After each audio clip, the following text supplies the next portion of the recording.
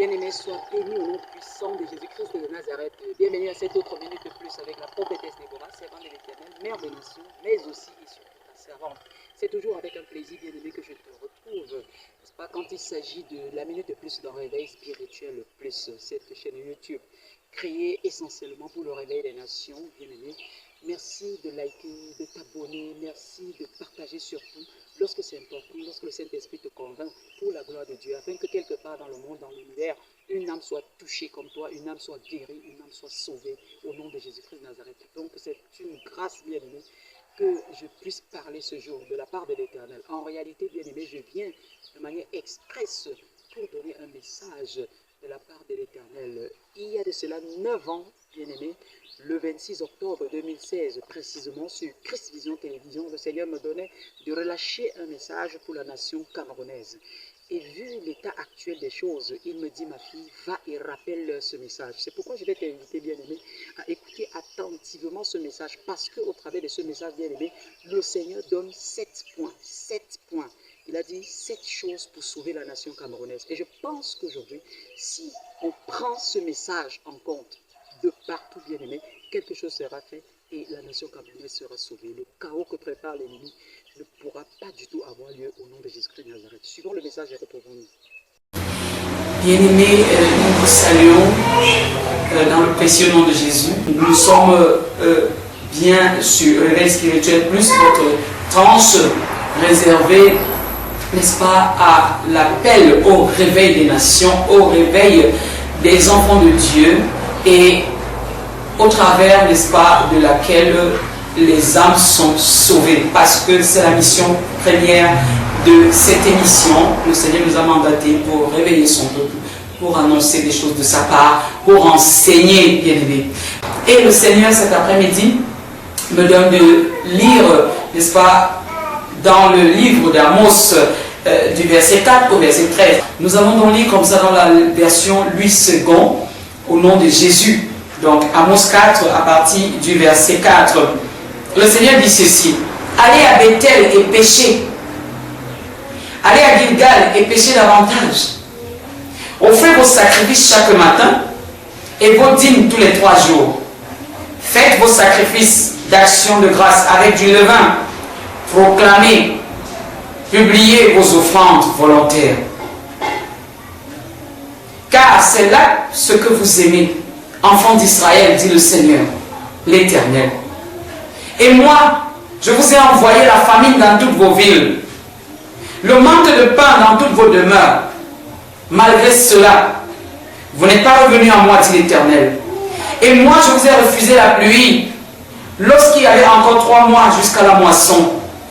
J'ai fait pleuvoir sur une ville et je n'ai pas fait pleuvoir sur une autre ville. Un champ a reçu la pluie et un autre qui ne l'a pas reçu s'est desséché. 2, 3 villes sont allées vers une autre pour boire de l'eau et elles n'ont point apaisé leur soif. Malgré cela, vous n'êtes pas revenus à moi, dit l'Éternel. Je vous ai frappé par la rouille et par la nielle. Vos nombreux jardins, vos vignes, vos figuiers et vos oliviers ont été dévorés par les sauterelles. Malgré cela, vous n'êtes pas revenus à moi, dit l'Éternel. J'ai envoyé parmi vous la peste comme en Égypte. J'ai tué vos jeunes gens par l'épée et laissé prendre vos chevaux. J'ai fait monter à vos narines l'infection de votre camp. Malgré cela, vous n'êtes pas revenus à moi, dit l'Éternel. Je vous ai bouleversé comme Sodome et Gomorrhe que Dieu détruisit. Et vous avez été comme un tison arraché de l'incendie. Malgré cela, vous n'êtes pas revenus à moi, dit l'Éternel. C'est pourquoi je te traiterai de la même manière, Israël. Et puisque je te traiterai de la même manière, prépare-toi à la rencontre de ton Dieu, ô Israël. Car voici, celui qui a formé les montagnes et créé le vent, et qui fait connaître à l'homme ses pensées. C'est lui qui change l'aurore en ténèbres et qui marche sur les hauteurs de la terre. Son nom est l'Éternel, le Dieu des armées. Amen. Pour la première fois, le Seigneur m'a envoyé ici, à Christ Vision Télévision, passer des messages à son peuple. il m'a demandé de parler de la réconciliation avec Dieu le Père. Et la majorité de mes messages bien-aimés portent sur l'enseignement et sur la possibilité de revenir à Dieu au travers, n'est-ce pas, des changements, de la recherche de sa face, de la sincérité, de la marche avec lui dans un esprit vraiment non rebelle et autres. J'ai parlé de beaucoup de choses bien-aimées.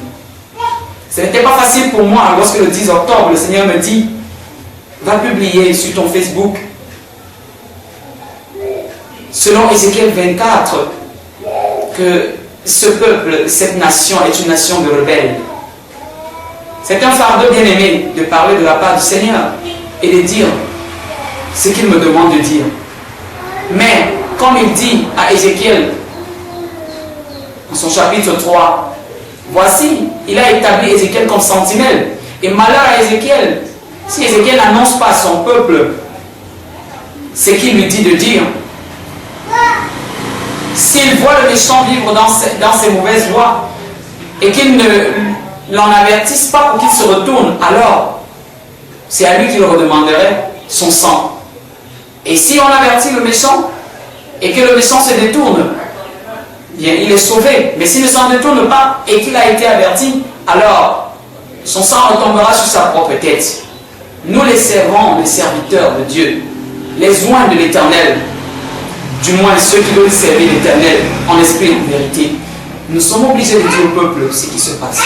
Alors bien aimé, c'est vraiment la mort dans l'âme pratiquement que je viens parler de la part de l'Éternel cet après-midi, car Dieu m'a dit, malgré tout cela, ma fille, dis à mon peuple qu'il y a encore de l'espoir. Tout est encore possible. Je peux encore faire quelque chose. Alors il m'a demandé de parler de 7 choses pour sauver la nation. 7 choses pour sauver la nation, bien-aimée. Oh Seigneur. Oh, il y a quelqu'un qui envoie un message. Bonsoir, chers frères et sœurs en Christ. Je sais que ce n'est pas des prières seules que mon Dieu m'aidera, car les portes de ma vie sont fermées depuis 15 mois, parce que je me suis détourné de sa voie en vivant dans la débauche. Voici qu'aujourd'hui je souffre plus que tout. Actuellement, je sais que ce n'est que par les prières que je retrouve grâce aux yeux de l'Éternel. Le message n'est pas signé, mais je bénis le Dieu de gloire pour la vie de cette personne. Justement, le Seigneur attend que son peuple reconnaisse ses torts, revienne à lui, et le malheur va s'arrêter. Dieu dit qu'il ne désire pas la mort du pécheur, mais qu'il se repente. Éternel Dieu de bonté et de miséricorde, Seigneur, prends contrôle dans la vie de cette personne. Tu as dit, si mon peuple sur lequel est invoqué mon nom s'humilie et prie, se détourne de ses mauvaises voies, je l'exaucerai, je le guérirai. Roi de gloire, ouvre les portes dans la vie de cette personne. Seigneur, tu la connais mieux que nous, Abba Père. C'est des esprits brisés et contrits dont tu as besoin, Seigneur. Voilà quelqu'un qui reconnaît qu'il a besoin de prière. Toi qui m'as mandaté cet après-midi, Dieu de gloire, pour venir parler à ton peuple, mais venir leur dire que la miséricorde était encore disponible, Abba Père. Seigneur, prends contrôle dans la vie de cette personne. Je déclare par l'autorité et l'onction que tu as déposée dans ma vie, que les portes s'ouvrent dans la vie de cette personne au nom de Jésus. Celui qui reconnaît ses péchés, Abba Père, qui s'en détourne, tu es le Dieu qui est juste et fidèle pour les lui pardonner et surtout pour sanctifier cette personne. Merci l'Éternel de puissant d'effacer ses manquements, effacer ses péchés, de les oublier parce que tu l'as promis également, roi de gloire. Merci pour la vie de cette personne. Reçois l'honneur et la gloire au nom puissant de Jésus. Tout est scellé. Mon frère, ma soeur qui a envoyé ce message, vous êtes bénis. Et sachez que Dieu vous a pardonné. Sachez que le roi de gloire vous a écouté. Vous êtes bénis. Désormais, votre vie sera différente. Alors, bien aimé, le Seigneur m'a demandé de parler de 7 choses pour sauver la nation. Et la première des choses, c'est que nous devons retourner à Dieu. Nous devons donner à Dieu la première place, bien aimé. Et nous n'ignorons pas ce que la Bible dit. Il n'y a de salut en aucun autre. Acte 4, verset 12. Il n'y a aucun nom sous le ciel autre avec lequel nous pouvons être sauvés. Quand ne nous trompe pas, bien aimés, c'est vrai que les soucis, les problèmes, parfois nous sommes traumatisés et nous nous disons, il faut aller vers la solution facile. Non, bien aimés. C'est pendant les problèmes justement qu'il faut se tourner. Vous avez vu le frère ou la soeur qui a envoyé le SMS. Se demander pourquoi telle chose arrive. Est-ce que c'est pour la gloire de Dieu ou bien est-ce que moi, je marche normalement comme le Seigneur me demande? Parce que dans le Deutéronome 28, il dit, si on ne marche pas selon sa volonté, alors il nous fera battre par nos ennemis. Qui sont nos ennemis? Satan et ses démons. Mais lorsque nous marchons fidèlement avec Dieu, Dieu nous protège, il nous couvre. Et nous n'ignorons pas que Dieu est également lui-même capable de combattre son propre peuple. Dieu combat son peuple. Lisons dans Amos 4. Comme on a lu tout à l'heure, Dieu peut envoyer la malédiction. Il peut tuer. Lorsqu'on ne marche pas, donc donnons la première place à Dieu. C'est la première des choses que le Seigneur me dit de dire pour sauver la nation. Pour empêcher que les fléaux continuent de se produire, bien-aimés. Parce que le Seigneur de gloire est fâché. Il est fâché. Et nous n'ignorons pas ce que la Bible dit. Il n'y a de salut en aucun autre.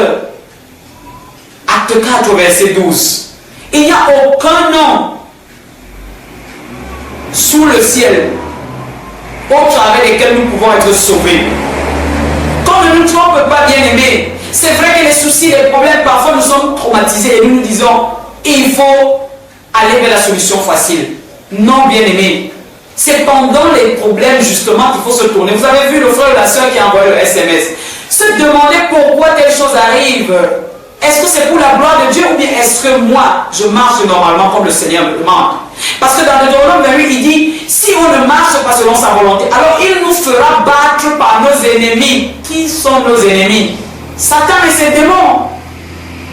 Mais lorsque nous marchons fidèlement avec Dieu, Dieu nous protège, il nous couvre. Et nous n'ignorons pas que Dieu est également lui-même capable de combattre son propre peuple. Dieu combat son peuple. Lisons dans Amos 4. Comme on a lu tout à l'heure, Dieu peut envoyer la malédiction. Il peut tuer. Lorsqu'on ne marche pas, donc donnons la première place à Dieu. C'est la première des choses que le Seigneur me dit de dire pour sauver la nation. Pour empêcher que les fléaux continuent de se produire, bien-aimés. Parce que le Seigneur de gloire est fâché. Il est fâché. Pour cela, je vais un peu quand même lire certains versets, bien-aimés. Vous savez que nous n'avons pas assez de temps, mais il faut que je parle. Le Seigneur dit au verset 8, au verset 7, cela arriva parce que les enfants d'Israël péchaient contre l'Éternel leur Dieu, qui les avait fait monter du pays d'Égypte, de dessous de la main de Pharaon, roi d'Égypte, et parce qu'ils craignaient d'autres dieux. Je vais encore au verset 9, je vais sauter comme ça. Les enfants d'Israël firent en secret contre l'Éternel, leur Dieu, des choses qui ne sont pas bien. Ils se bâtirent des hauts lieux dans toutes les villes, dans toutes leurs villes, depuis les tours des Gades jusqu'aux villes fortes. Ils se dressèrent des statues et des idoles sur toute colline élevée et sur tout arbre vert. Et là, ils brûlaient les parfums sur tous les hauts lieux, comme les nations que l'Éternel avait chassées devant eux. Et ils firent des choses mauvaises par lesquelles ils irritèrent l'Éternel. Ils servirent les idoles dont l'Éternel leur avait dit, vous ne ferez pas cela.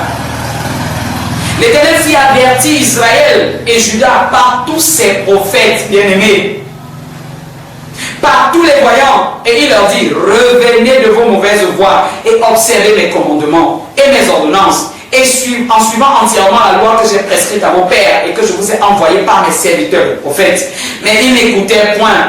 Ils raidirent leur cou comme leur père qui n'avait pas cru en l'Éternel, leur Dieu.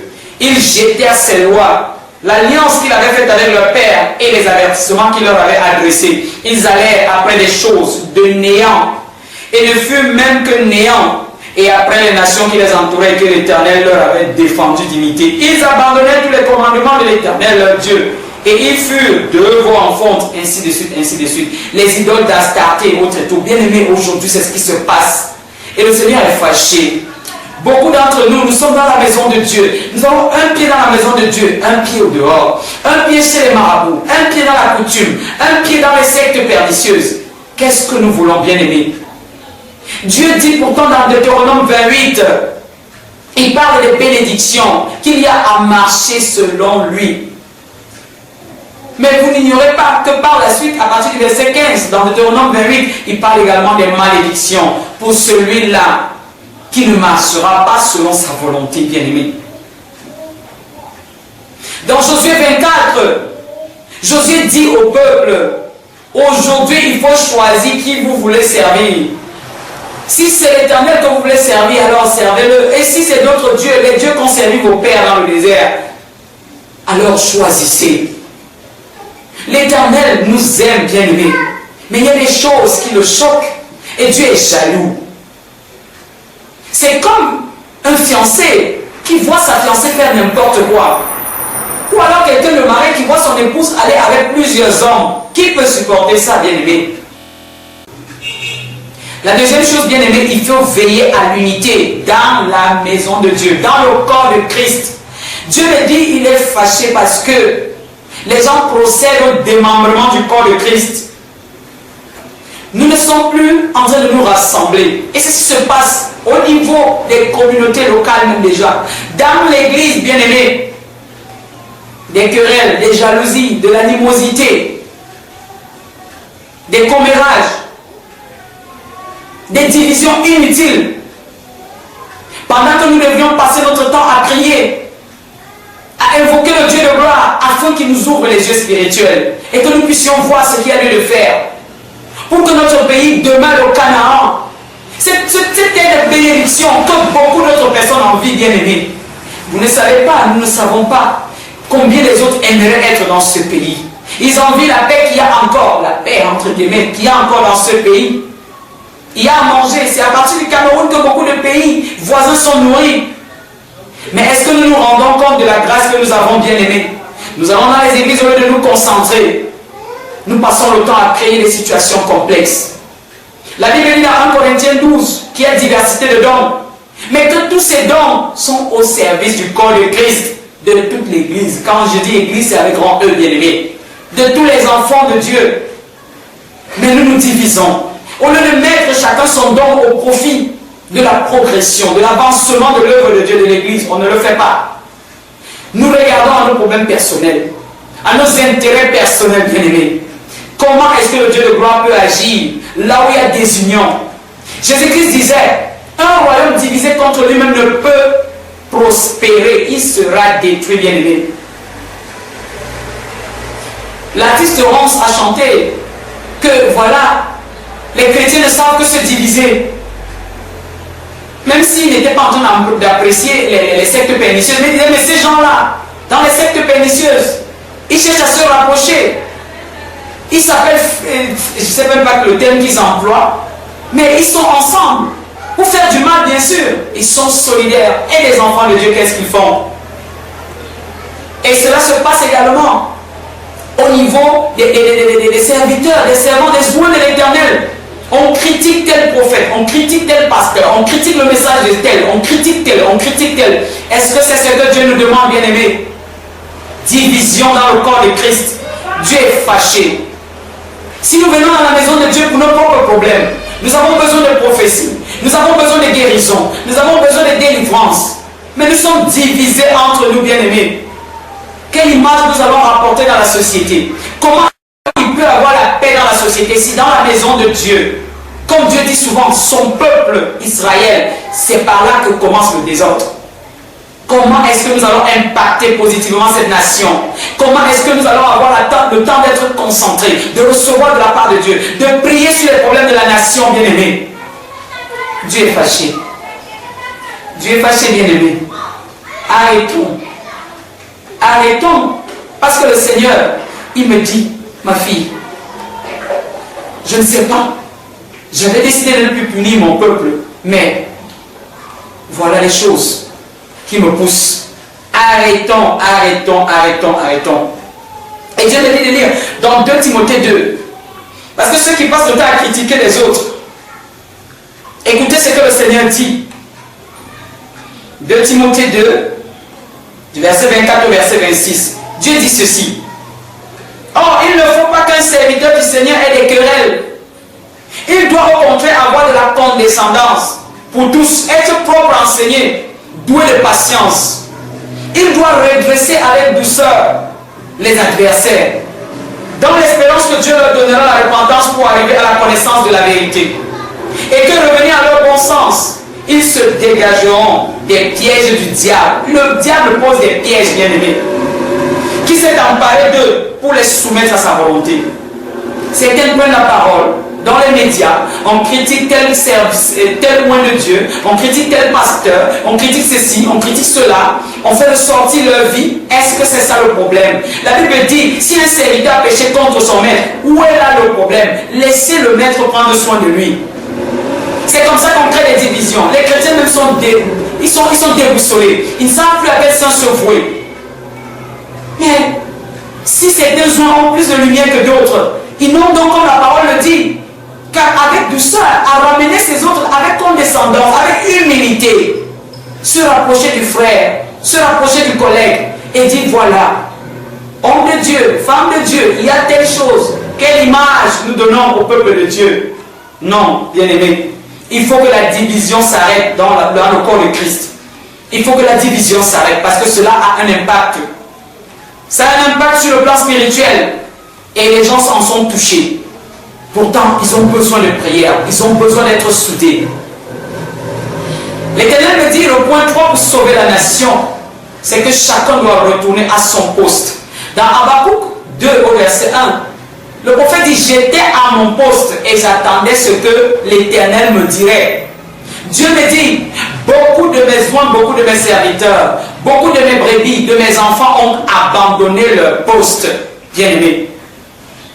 Les serviteurs, même étant dans la maison de Dieu, Dieu me dit, ils m'ont tourné le dos. Je vais lire dans Jérémie 8. Parce que lorsque le Seigneur révèle, il faut le dire. Jérémie 8, du verset 7 au verset 18. La Bible dit ceci. Même la cigogne connaît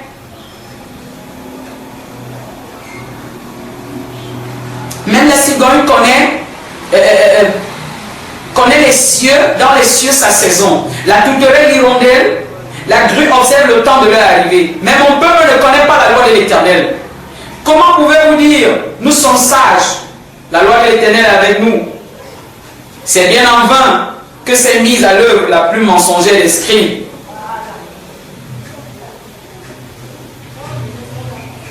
Et il dit,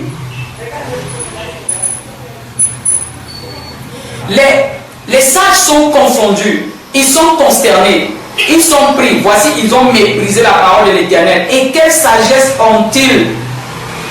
Bien-aimés, le Seigneur est fâché parce que les gens se détournent et les gens ne sont plus à l'œuvre dans sa maison. Les gens prennent sa parole, en font n'importe quoi. Ils disent avoir la parole, on dit avoir la parole, mais ça ne se voit pas dans nos actes, dans tout ce que nous faisons. Et c'est ainsi que le peuple de Dieu est influencé négativement et ils ne font plus la volonté parfaite de Dieu. Rentrons dans Ézéchiel 8, bien-aimés. Quand je dis les hommes de Dieu, même dans la maison de Dieu, commettent des abominations qui blessent le Seigneur. Ézéchiel 8, à partir du verset 5 jusqu'au verset 18, on peut lire, mais je vais lire juste quelques versets. Je vais prendre par exemple le verset, à partir du verset 6. Et il me dit, nous sommes dans Ézéchiel 8, bien-aimés. Et il me dit, fils de l'homme, vois-tu ce qu'ils font? Les grandes abominations que commet ici la maison d'Israël, pour que je m'éloigne de mon sanctuaire? Mais tu verras encore d'autres grandes abominations. Alors il me conduisit à l'entrée du parvis. Je regardais et voici, il y avait un trou dans le mur. Et il me dit, fils de l'homme, perce la muraille. Je perçai la muraille et voici, il y avait une porte. Et il me dit, entre et vois les méchantes abominations qu'ils commettent ici. J'entrai et regardai, et voici, il y avait toutes sortes de figures, de reptiles, de bêtes abominables. toutes les idoles de la maison d'Israël peintes sur la muraille tout autour. 70 hommes des anciens de la maison d'Israël, au milieu desquels était Jahazania, fils de Shaban, se tenaient devant ces idoles, ô Seigneur. Chacun l'encensoir à la main, et il s'élevait une épaisse nuée d'encens. Et il me dit, fils de l'homme, vois-tu ce que font dans les ténèbres les anciens de la maison d'Israël, chacun dans sa chambre, plein de figures? Car ils disent, l'Éternel ne nous voit pas, l'Éternel a abandonné le pays. Bien aimé, si vous continuez, vous allez voir. Et quand le Seigneur parle de lui avoir tourné le dos, au verset 16, il dit, et il me conduisit dans le parvis intérieur de la maison de l'Éternel. Et voici à l'entrée du temple de l'Éternel, entre le portique et l'autel, il y avait environ 25 hommes dans la maison de l'Éternel, bien aimé, tournant le dos au temple de l'Éternel et le visage vers l'Orient. Et ils se prosternaient à l'Orient devant le soleil. Bien-aimés, Dieu parle ici des sectes pernicieuses. Vers qui nous tournons-nous? On va s'engager dans la rose-croix, on va s'engager dans la franc-maçonnerie, on va s'engager ici, là. On cherche quoi, bien-aimés? De qui devons-nous avoir peur? De celui qui est capable de nous enlever le souffle et de faire périr notre âme? Ou alors des êtres humains? La Bible dit, maudit soit celui qui se confie à l'être humain, bien-aimé. Dieu est fâché. C'est vrai, certains, ils ne le savaient pas, ils se sont retrouvés à l'intérieur. Mais d'autres savent bien ce qu'ils font. La Bible parle des gens qui se sont glissés, dont la condamnation est déjà établie, bien-aimé. Mais nous, qu'est-ce que nous devons faire? Devons-nous les suivre? Si même le Seigneur constate que dans sa maison, dans son sanctuaire, on fait semblant à l'extérieur de le servir, mais à l'intérieur, on se tourne vers l'Orient pour adorer le soleil. Oh Seigneur, Dieu est fâché. Dieu est fâché. Dieu est fâché. Les serviteurs abandonnent leur poste, ils tournent le Dieu à l'Éternel. Et Dieu me dit encore, les bergers frustrent ses brebis. Également là, Dieu est fâché.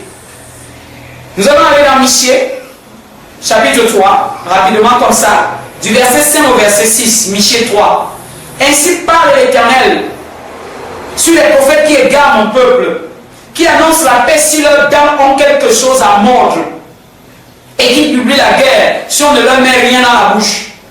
À cause de cela, vous aurez la nuit et plus de visions. Vous aurez les ténèbres et plus d'oracles. Le soleil se couchera sur ces prophètes, le jour s'obscurcira sur eux. Oui, bien aimé, le Seigneur est fâché. Qu'est-ce que les oins de Dieu doivent faire? Enseigner au peuple, leur dire la vérité. Dire au peuple, voici les dangers qui arrivent. Voici ce à quoi nous devons nous tenir pour que la colère de Dieu ne s'abatte pas sur nous. Mais les messages sont conçus en fonction des intérêts. S'il y a à manger, les messages sont bénissants. S'il n'y a pas à manger, on peut dire des choses pour effrayer le peuple, mais on ne leur dit même pas le véritable problème. Oui, bien aimé, il y a problème. Il y a problème. Qui est à son poste? Qui est à son poste pour annoncer au peuple de Dieu ce qu'il faut faire? Qui est à son poste pour parler de la colère divine qui est en train de s'abattre? Dieu me dit, dans cette nation, les gens devraient retourner à leur poste. Les gens devraient être les vrais serviteurs. Les gens devraient parler à mon peuple. Même les brebis dans les églises, bien aimés, ce n'est pas seulement les bergers. Même les brebis, nous avons une lourde responsabilité. La Bible dit, allez et faites des nations mes disciples, de toutes les nations. Et la Bible n'a pas dit les bergers uniquement, les apôtres uniquement, ainsi de suite. Nous devons aller et faire des nations, n'est-ce pas, les disciples de Christ, leur enseigner ce que Christ a enseigné. Mais qu'est-ce que nous faisons? Sommes-nous des modèles? Nous avons parlé ici des chrétiens, des chrétiens pharisiens, des pharisiens modernes, pardon. Nous en avons parlé, bien aimés. Nous avons cité les critères des pharisiens d'aujourd'hui. Et nous avons dit qu'il fallait tuer les pharisiens en nous. Il fallait tuer, bien aimés.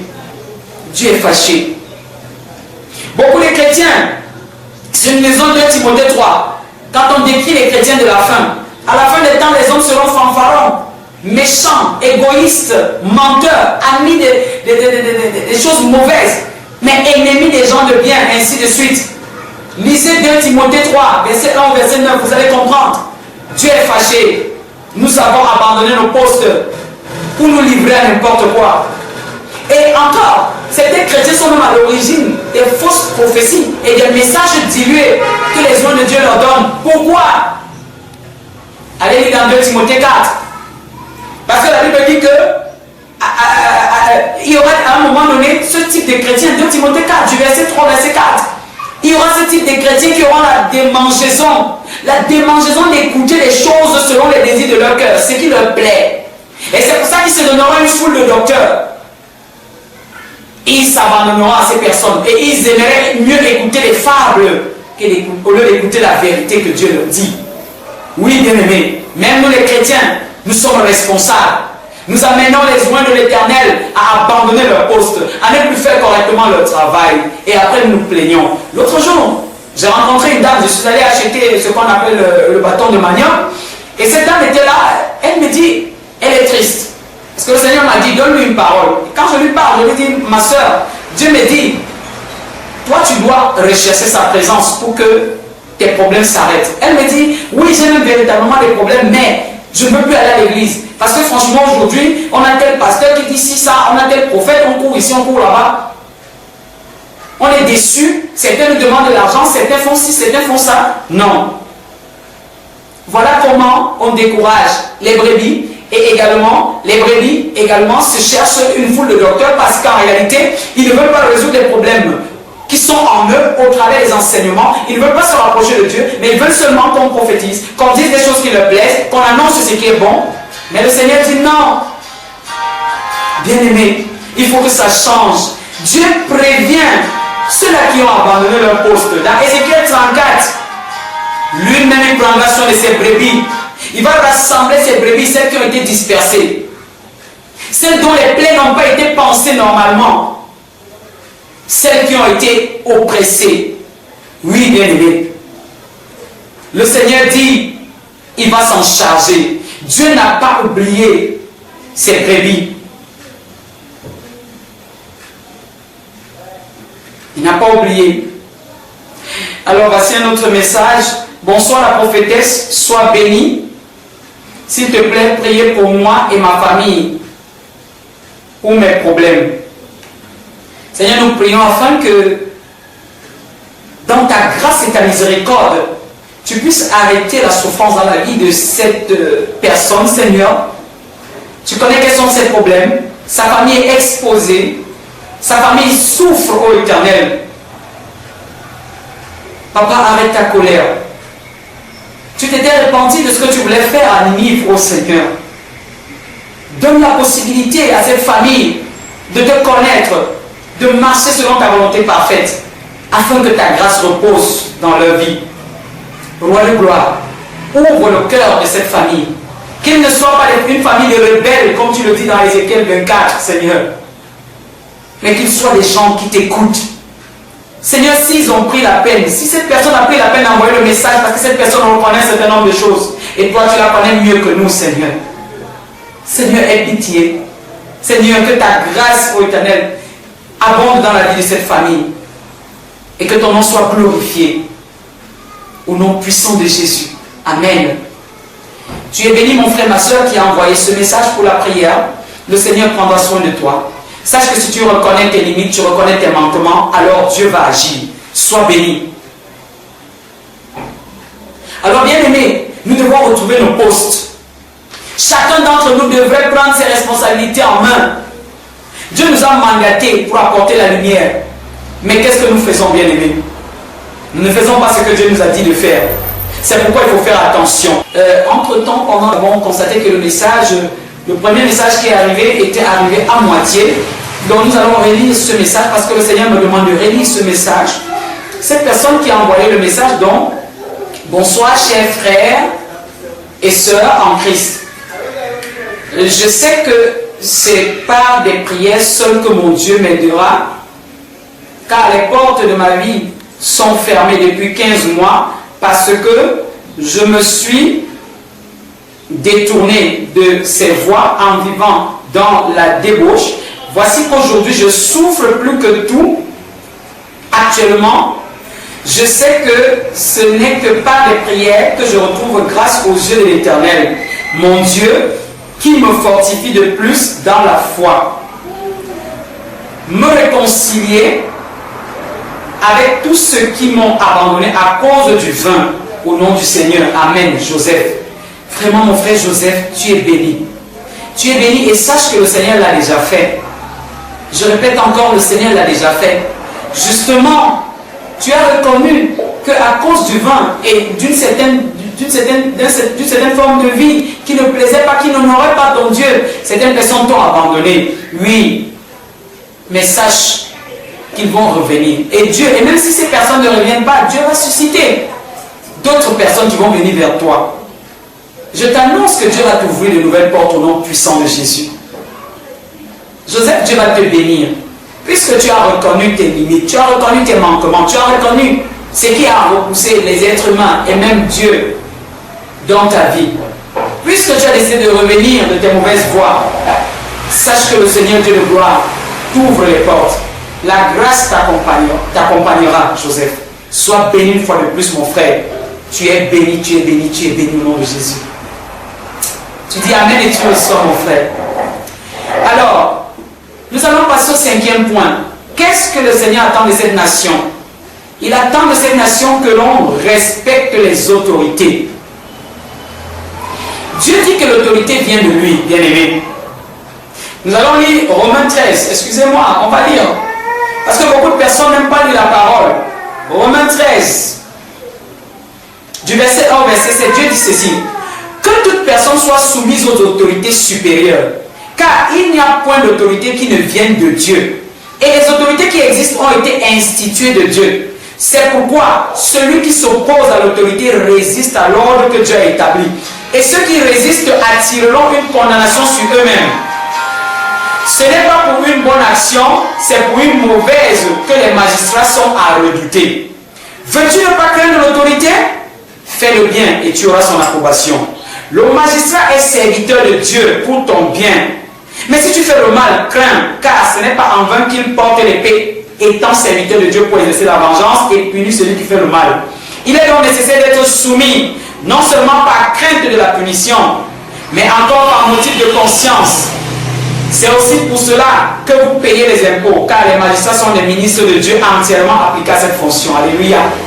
Bien-aimés, la révolte contre les autorités, quelles qu'elles soient, ça ne vient pas de Dieu. Vous ne savez pas ce que nous vivons en tant qu'enfants de Dieu, partout où nous nous trouvons. Mais Dieu dit d'être soumis à l'autorité, parce que Dieu a établi l'autorité. La hiérarchie, c'est Dieu. Nous ne pouvons pas changer la loi de Dieu. Ça ne sert à rien de se révolter. Chaque fois quand j'en ai les cas, si j'entends, oh machin, ce président-là, il va partir du pouvoir. Vraiment mieux au Cameroun. Est-ce que vous savez ce que c'est que de vivre dans un pays où il y a le feu et le sang, bien-aimés? Ne nous révoltons pas contre les autorités. Elles ont été établies par Dieu. Et nous devons les respecter, quel que soit. D'ailleurs, le Seigneur dit, dans 1 Pierre 2, je vais lire ça entièrement. 1 Pierre 2, du verset 13 au verset 18. Écoutons ce que le Seigneur dit. Soyez soumis à cause du Seigneur à toute autorité établie parmi les hommes, soit au roi comme souverain, soit au gouverneur comme envoyé par lui pour punir les malfaiteurs et pour approuver les gens de bien. Car c'est la volonté de Dieu qu'en pratiquant le bien, vous réduisez au silence les hommes ignorants et insensés. Vous allez me dire, oui, on a des autorités, des supérieurs qui ne nous considèrent pas, qui nous traitent de tel, parce qu'ils savent qu'on est des chrétiens de telle ou telle manière. Mais écoutez ce que Dieu vous dit. Nous ne devons pas regarder aux hommes, mais regarder à ce que Dieu nous dit. Alors, Dieu dit, continuons comme ça, au verset 16. Donc, étant libre sans faire de la liberté un voile qui couvre la méchanceté, mais agissant comme des serviteurs de Dieu. Honorez tout le monde, aimez les frères, craignez Dieu, honorez le roi. Serviteurs, soyez soumis en toute crainte à vos maîtres, non seulement à ceux qui sont bons et doux, mais aussi à ceux qui sont d'un caractère difficile. Bien-aimés, arrêtons de nous révolter, de nous plaindre par-ci, par-là. Telle autorité a fait ci, telle autorité a fait ça. Qu'est-ce que nous avons fait? Est-ce que nous avons même d'ailleurs prié pour elles, ces autorités-là? Dieu a établi l'autorité et nous ne pouvons rien contre. Tout ce que nous avons à faire, au lieu de susciter des révoltes par-ci, par-là, de parler de guerre, de lutte, de ceci. Nous n'en avons pas besoin, bien-aimés. Retournons-nous, parlons à Dieu. Dans 1 Samuel 10, Dieu a choisi Saül. Il a placé Saül comme roi. Il a établi Saül. Les gens ont rejeté Saül. Les gens se sont moqués de Saül. Ils se sont demandé, c'est celui-là qui va nous libérer, qui va nous diriger. Il est capable de nous défendre. Les gens ont méprisé les capacités qui étaient en Saül. Saül a été frustré, bien-aimé. Et cette attitude a poussé Saül à pécher contre l'Éternel. Parce que plus tard, dans 1 Samuel 15 et 16, nous allons voir que Saül, par peur que le peuple se détourne de lui, il n'a pas respecté l'instruction divine. Et Dieu l'a déposé. Vous comprenez, bien aimé, que nous n'avons pas besoin de nous révolter contre les autorités en place. Quelle que soit leur façon d'être, quelle que soit ses quelle forme, prions plutôt pour que Dieu change leur cœur, que Dieu sauve leur âme, et faisons notre devoir sans murmurer. C'est là que Dieu va nous élever et Dieu va les confondre. Dieu va confondre ceux-là qui nous traitent justement comme des animaux, comme des bêtes. Acceptons d'être humiliés pour être élevés par Dieu, bien aimé. Ça ne sert à rien d'alimenter les révoltes. Parce que Dieu ne sera pas avec vous. Dieu lui-même qui dit qu'il établit l'autorité. Comment il peut être avec vous lorsque vous allez amener les gens à se révolter? Vous allez amener les gens à provoquer des guerres et ainsi de suite. Nous avons assez de problèmes comme ça. Et les Boko Haram et ainsi de suite. De l'extérieur, vous savez que combien de personnes envient ce pays? Combien de personnes voudraient voir ce pays tomber, bien aimé? Nous sommes des enfants de Dieu. Et nous devons être des enfants de lumière. Nous devons être le sel de la terre, la lumière du monde.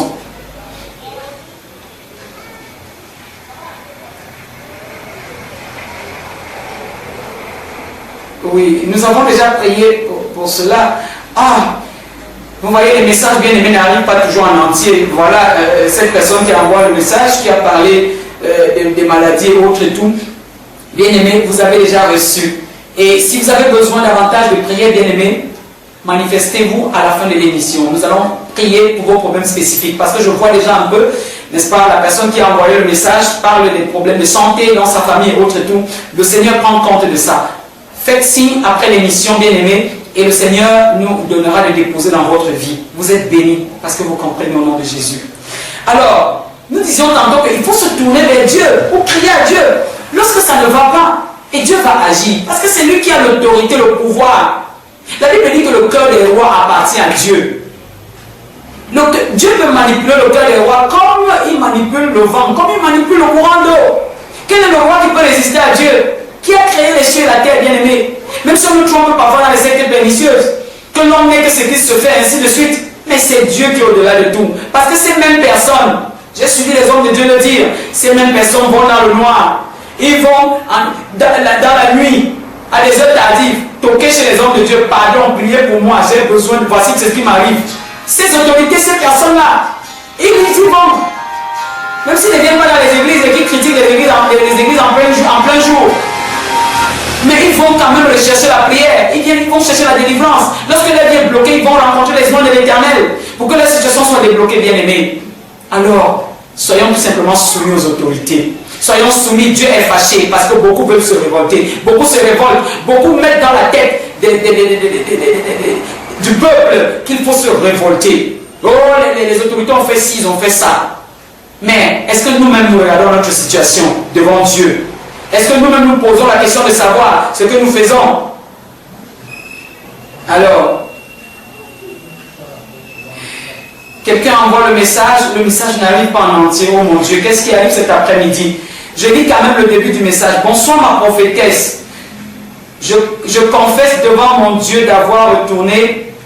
Malheureusement, le message n'est pas en entier, bien aimé. Peut-être tout à l'heure il arrivera. Je ne sais pas ce qui se passe avec le réseau MTN.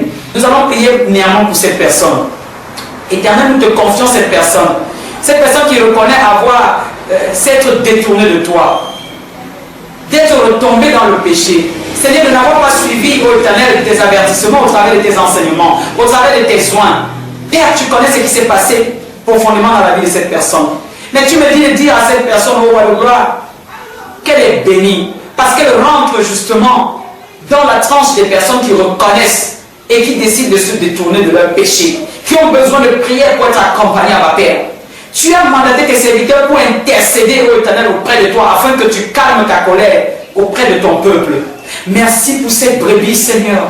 Merci parce que, ô Éternel, comme tu dis dans ta parole, là où le péché a abondé, la grâce a surabondé. Merci pour la grâce qui surabonde dans la vie de cette personne. Reçois toute la gloire, Père, parce que sa vie est scellée dans ton sang précieux. Merci, ô Éternel, d'ouvrir encore le ciel sur sa vie. Merci d'envoyer ta lumière, ta parole pour guérir davantage cette personne profondément. Au nom puissant de Jésus. Amen.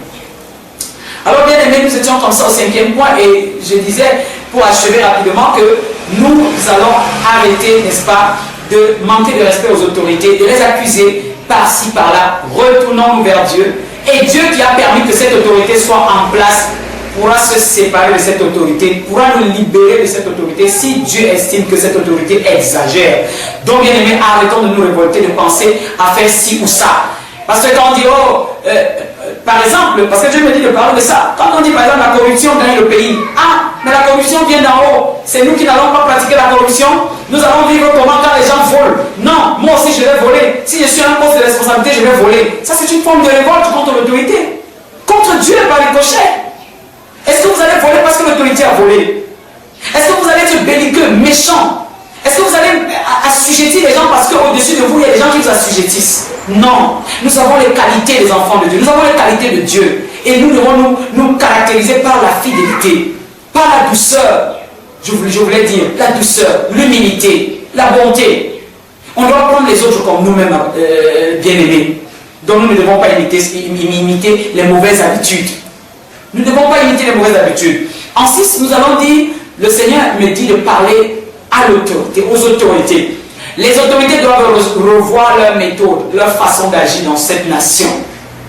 Dieu me dit de dire aux autorités. Dans 2 Chroniques 20, nous voyons le roi Josaphat. Lorsque le peuple de Dieu était menacé par les Assyriens à cause de leur péché, qu'est-ce que Josaphat a fait? Josaphat a réuni le peuple. Josaphat a publié un jeûne. Les gens se sont humiliés devant Dieu. Ils ont crié à Dieu. Et Dieu a écouté la prière. Parmi le peuple qui était rassemblé, il a touché Jasaziel, je crois bien, qui est ce prophète et qui a parlé de la part de Dieu. Il a prophétisé. Il a dit, comme vous vous êtes humiliés, alors moi je vous donnerai la victoire. Et c'est ce que Dieu a fait, bien aimé.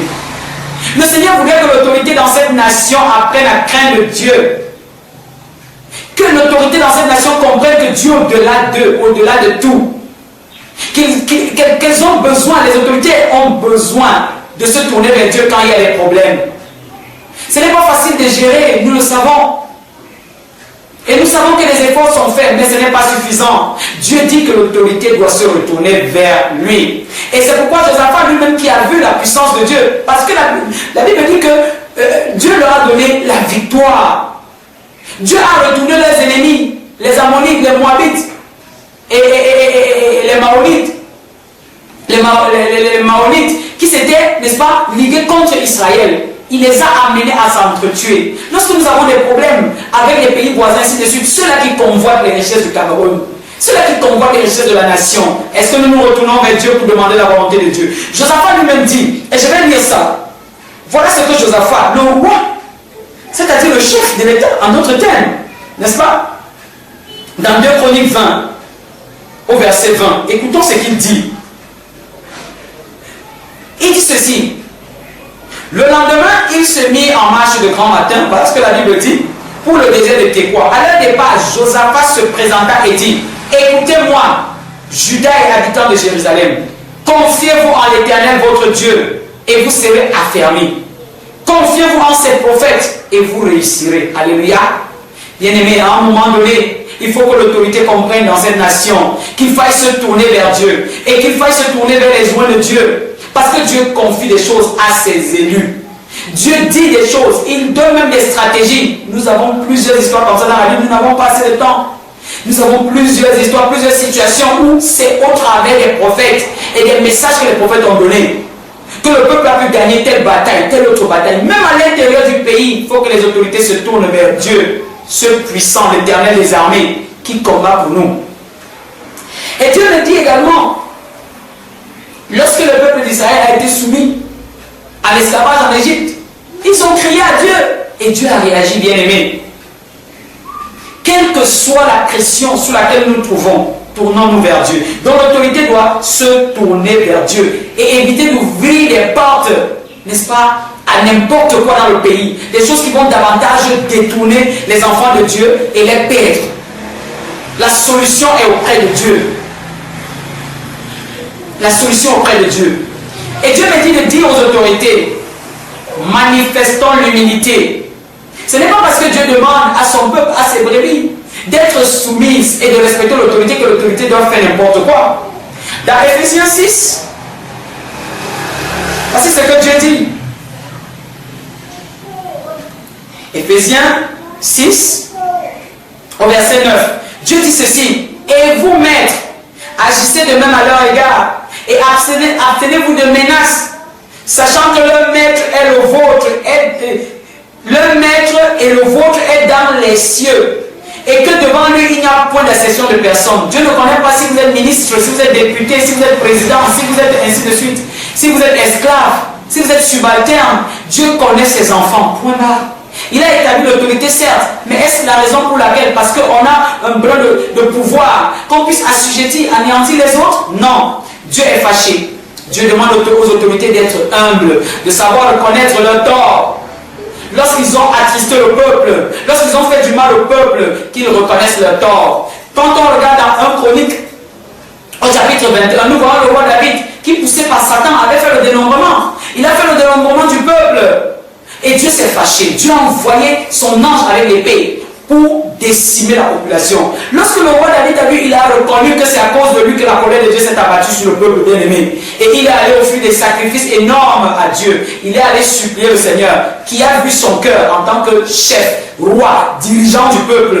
Et il a fait descendre par le feu, des signes de feu, sur le thème qu'il avait battu à l'Éternel. Il a fait descendre son feu pour montrer que j'agrée l'Holocauste. Bien-aimés, nos autorités doivent apprendre à s'humilier, à comprendre, à reconnaître leur tort. C'est ça qui amène les gens à avoir des idées rebelles. Et où est-ce que nous irons? Où est-ce que nous irons? Regardez, l'autre jour, les événements du 21, c'est ces jours-là que, c'est à partir de ces moments que Boko Haram profite pour frapper de l'autre côté. Pendant que l'attention des gens est sur les événements. On n'a même pas encore fini de pleurer nos morts. On ne sait même pas combien de personnes sont définitivement mortes. Mais Boko Haram profite pour frapper. Et Dieu me dit de dire à ces groupuscules-là, ces communautés, ces petites communautés dans le pays qui sont en train d'endiguer le processus de paix, Dieu va frapper parce qu'il voit ce qui se passe. Parce qu'il y a des gens qui s'allient à l'ennemi, au diable, pour vouloir troubler la tranquillité dans ce pays, la paix que Dieu donne à ce pays, que Dieu veut accorder à ce pays. Que ces gens-là fassent attention. Le plan a échoué parce que l'Éternel le contrôle. Et l'Éternel m'a dit qu'il va révéler à beaucoup de ses serviteurs qui sont ces communautés-là, qui essaient de détruire la paix au Cameroun. Et Dieu s'en chargera, bien aimé. Donc, que les autorités apprennent à être humbles, à se rabaisser, à reconnaître leur tort, à demander pardon aussi au peuple. Les Européens, les Américains et autres, à ce niveau, ils nous dépassent. Quand ça ne va pas, ils reconnaissent leur tort, bien aimé. Est-ce que ça tue? Le peuple camerounais n'a même pas besoin que l'autorité démissionne ou quoi que ce soit. Mais on a juste besoin qu'on reconnaisse et qu'on répare les torts. Parce que Dieu dit, il faut la justice. Dieu me dit, dans le pays, les autorités doivent établir la justice et la paix. Il faut établir la justice et la paix. Parce que Dieu dit, dans le psaume 10, écoutons bien ce que Dieu dit. Dans le psaume 10. Parce qu'il y a des gens qui font du n'importe quoi quand ils ont le pouvoir. Écoutez ce que Dieu dit dans le psaume 10 à partir du verset 2. Le méchant dans son orgueil poursuit les malheureux. Ils sont victimes des trames qu'il a conçues. Car le méchant se glorifie de sa convoitise. Et le ravisseur outrage méprise l'Éternel. Le méchant dit avec arrogance, il ne punit pas. Il n'y a point de Dieu. Voilà toutes ses pensées. Ses voies réussissent en tout temps. Tes jugements sont trop élevés pour l'atteindre. Il souffle contre tous ses adversaires. Il dit en son cœur, je ne chancelle pas. Je suis pour toujours à l'abri du malheur. Sa bouche est pleine de malédiction, de tromperie et de fraude. Il y a sous sa langue de la malice et de l'iniquité. Il se tient en embuscade près des villages. Il assassine l'innocent dans les lieux écartés. Ses yeux épient le malheureux. Il est aux aguets dans sa retraite, comme le lion dans sa tanière. Il est aux aguets pour surprendre le malheureux. Il le surprend et l'attire dans son filet. Il se courbe, il se baisse et les misérables tombent dans ses griffes. Il dit en son cœur, Dieu oublie. Il cache sa face, il ne regarde jamais. Lève. Donc vous voyez, on s'arrête là au verset 11 du psaume 10. Les méchants, ce sont ces personnes, parce qu'ils ont le pouvoir. On va arracher les terres de tel. On va arracher telle chose. On va oppresser tel pour avoir de l'argent, pour avoir ceci, parce qu'on a le pouvoir. Est-ce que les autorités font leur travail, bien aimé? Il faut la justice dans cet État, dans cette nation, pour empêcher que les fléaux continuent à se manifester, bien aimé. Il faut faire attention. Il faut faire attention. Nous allons évoquer le dernier point. Dieu me dit de dire, pour sauver cette nation, il faut promouvoir l'unité nationale. Il faut l'harmonie, bien aimé. Dieu est fâché de ces petites guerres, ces luttes ethniques. On critique telle ethnie, on critique telle tribu. On n'a pas besoin de ça, bien aimé. On a besoin de s'élever comme un seul homme.